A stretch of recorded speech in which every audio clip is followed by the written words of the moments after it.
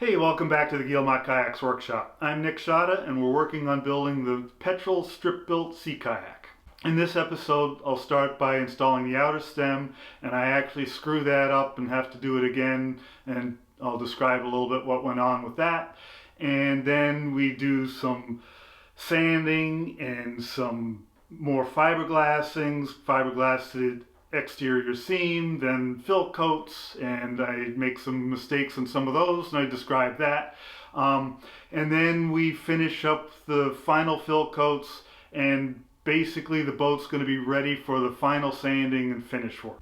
It starts out with a lot of time-lapse stuff, but I do interrupt a couple times to describe what's going on and how I'm dealing with some mess-ups that I made. So let's get right to it.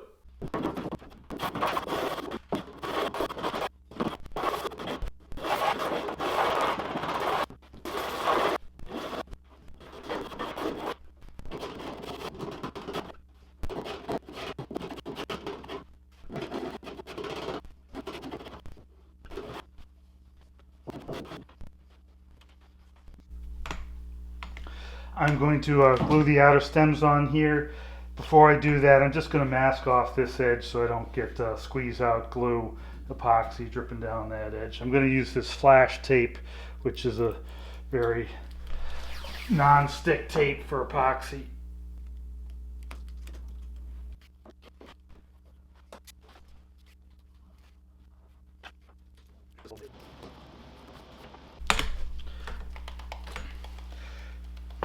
Got a lot of end grain here on the end of these strips for the stem. I'm just going to help fill that grain with some unthickened epoxy, because I'll be using thickened epoxy to glue on the stem itself. But I just want to make sure the end grain here can soak up a lot of resin if it wants to.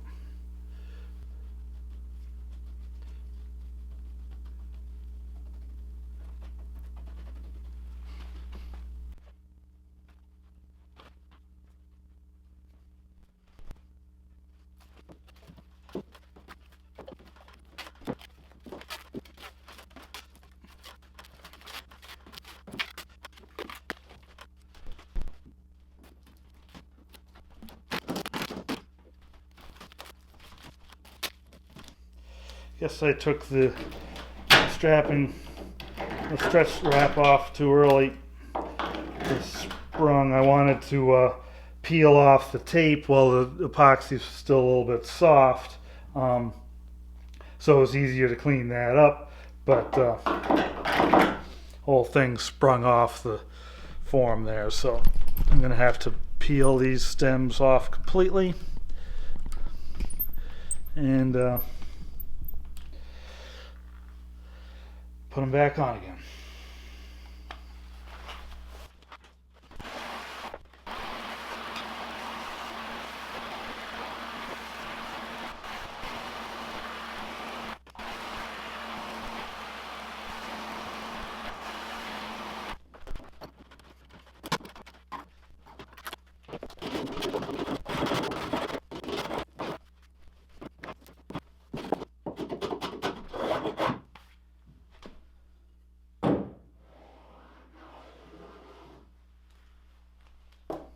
So after the failure of the first stems, I redid them, left them strapped up, cured in place. So now I'm gonna peel them up, peel the plastic off again, and try and clean it up and shape them a bit.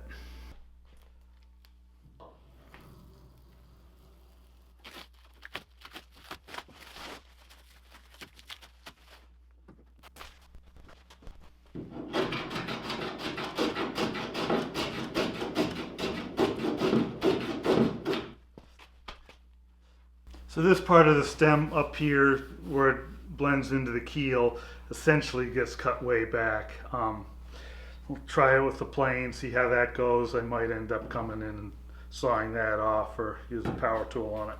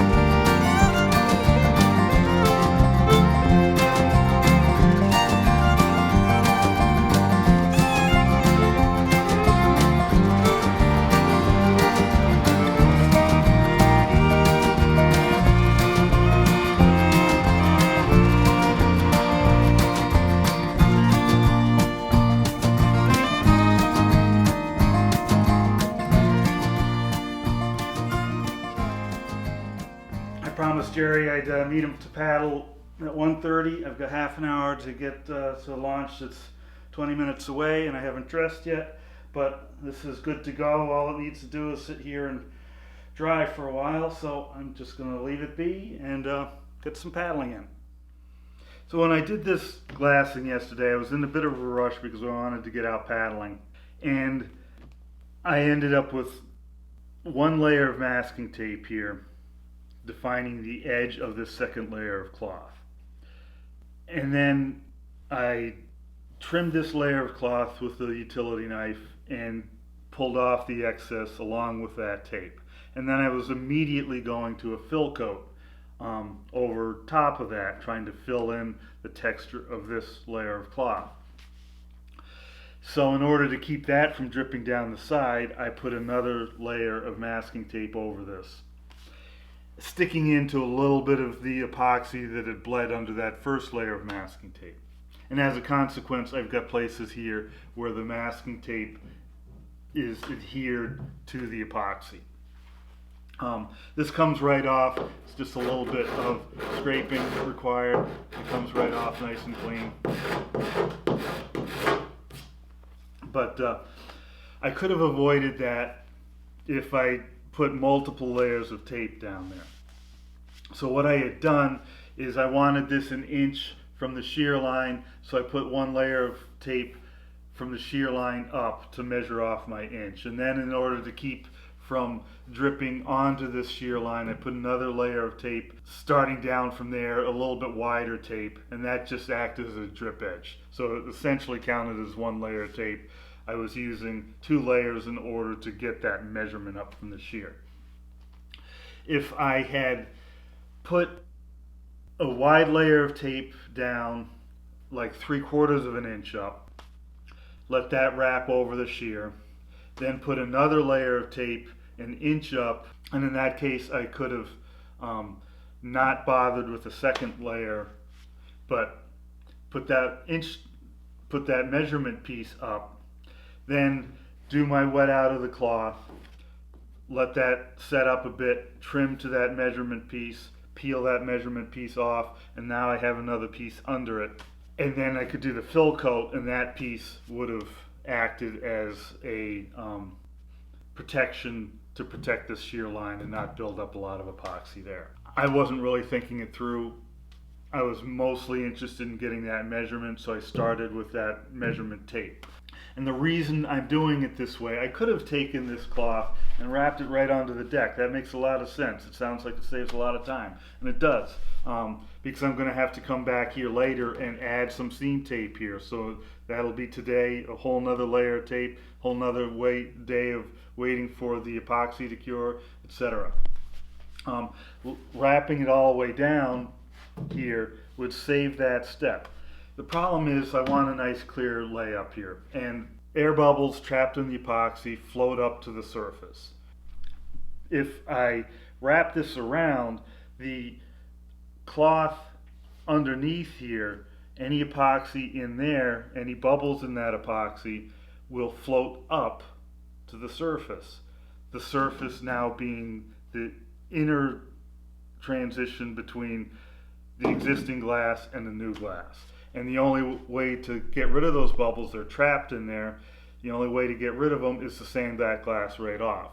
So I've done it that way, and it's not a big deal, the number of bubbles, but it just makes it a little bit cloudy, doesn't look quite as clean. And so I've arrived at this process where I put my second layer of cloth on here, trim it off, then do another seam tape. And why didn't I do this second layer of cloth much earlier in the process, right after doing the first layer of cloth? Well, I wanted it over the stem here, just to reinforce that stem.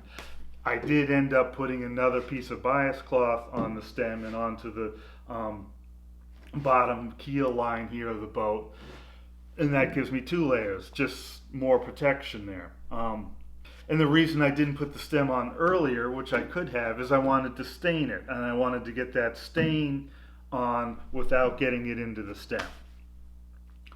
So if I wasn't staining, I would have put this stem on basically as soon as I was done stripping up the boat. But with the stain, it's hard to get a nice smooth line there. You know, I work my best on the accents here, but it's just sort of easier to get a really crisp line between these two if I do the staining and glass. Now the stain's protected under the glass, and then install the stem. One thing dominoes into another until you're at the point where, you know, I've got a tape residue stuck in here. So that's just my line of reasoning.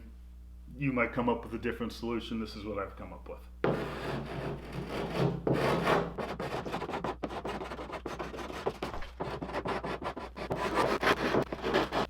So once again, because I was in a rush yesterday, I didn't fold up the bottom edge of the masking tape I used for protecting from the fill coat. And so that tape lay down on the surface of the boat, and excess epoxy dripped down across that tape and ended up dripping onto the hull here. Not too big a deal. It comes off pretty quickly, but again, if I just taken a little bit of time to roll up the bottom edge of that tape to make sure it doesn't stick to the boat, these drips would have ended up on the floor instead of on the boat, and I wouldn't have to deal with them right now. You know, I'm glad I went paddling. I would have been late if I spent that extra time to do it, so it's the price you pay.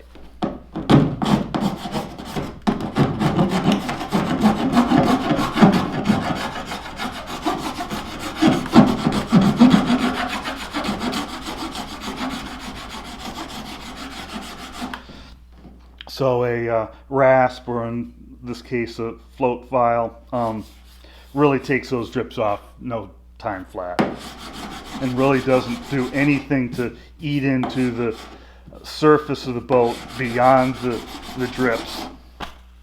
So very quick and easy way to get rid of drips.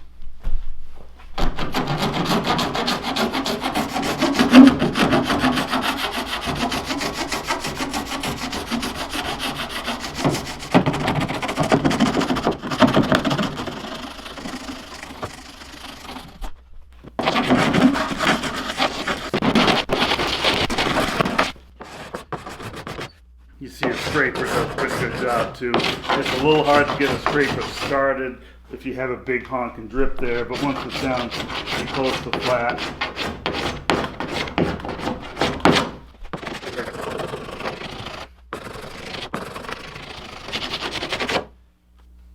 So the shear seam's ready to go here. I'm going to mask off on either side, and like I talked about with doing the bottom glassing, if I have a couple layers of tape down there ready to go so I can do the glass, trim the glass, and then fill coat the glass without having to add new masking tape, things will come out a lot cleaner with a little bit less effort. And so that's what I'm going to do. I'm going to start out with some wide green tape, put it below the edge here. I want the glass to come to where the glass on the bottom ends. So it's going to be down an inch, but then I want the fill coat to go a little bit beyond that. So I'm going to take this 1.5 inch wide tape and put it like 1/2 inch down from this seam, from the edge of the existing glass. And I'm also going to take and roll up the bottom edge of that tape so it's not sticking to the hull, and so any drips that run down it will run straight across and end up falling on the floor. Then I'll take some blue tape, which doesn't stick quite as well as the green tape, so it's not at risk of pulling the green tape up. I'll put that right at this edge of the glass. And I'll do something similar on the top. I'll try and end up with a 2 inch wide band of tape of glass here. So I'll start 1.5 inches from it, and with the green tape, I'll maybe use the narrower tape because I'm not worried about it dripping across that. And then I will take blue tape and put it about 1 inch from the edge. So that's what I'm going to work on right now.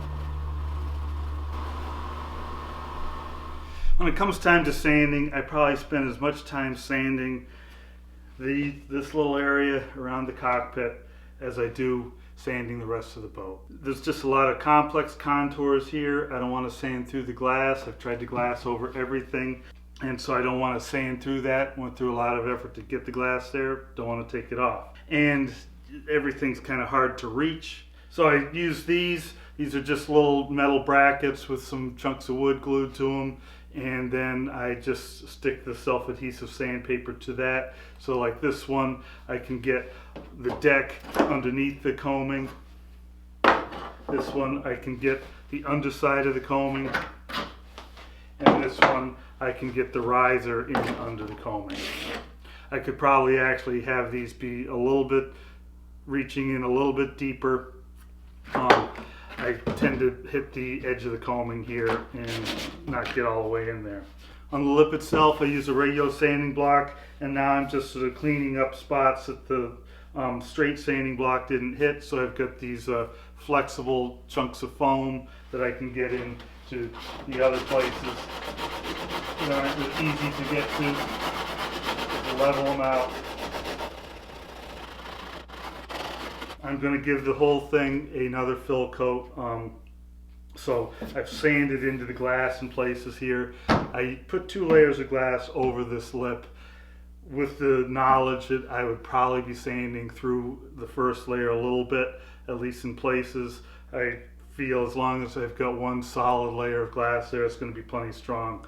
I know in the past I've sanded completely through the glass here and there. I covered it with epoxy and it seemed to be fine. You know, if I went all the way around the whole lip, sanding through the glass and then lifted the boat by the lip, you know, I might have a problem. But if there's just a touch here and there where it's a little bit thin, I'm not so worried about that. Try to avoid it. Not best practice, but do the best I can.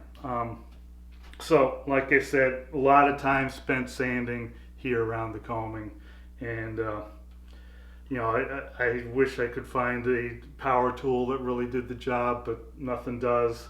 With power tools, it's just too easy to sand right through. So, hand sanding it is.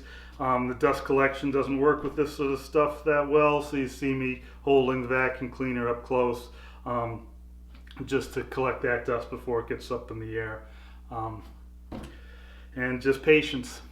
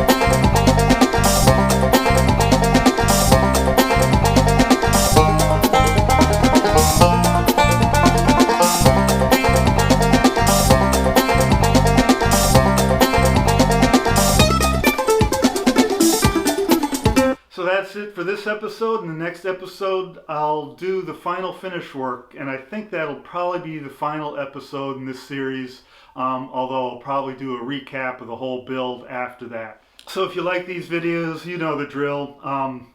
Subscribe, turn on notifications. I've got a Patreon page. And also, if you're interested in building a boat like this, I've got a couple books on strip-built boats and plans for this design and a bunch of other canoes and kayaks and rowboats are available on my website at guillemotkayaks.com. So, until the next episode, thanks for watching and happy paddling.